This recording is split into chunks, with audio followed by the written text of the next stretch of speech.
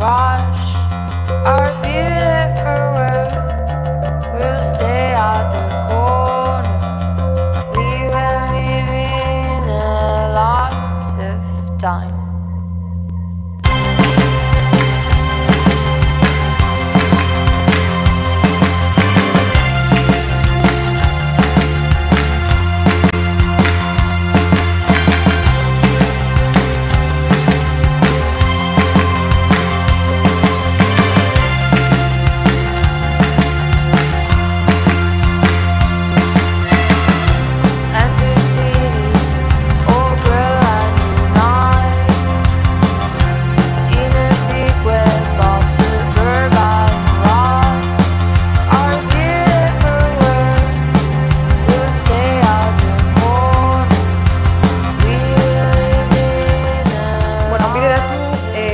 Una de las estrategias de desarrollo comarcal que se ha definido para el Alto Urola.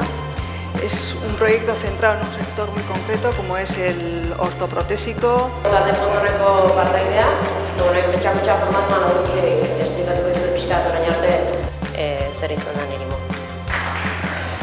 Bueno, gabon guztioi, ni Gorka Inurritegi naiz, baserritarra naiz eta Legazpiarra naiz. Eta ni bertarari buruz hitz egingo dizuet.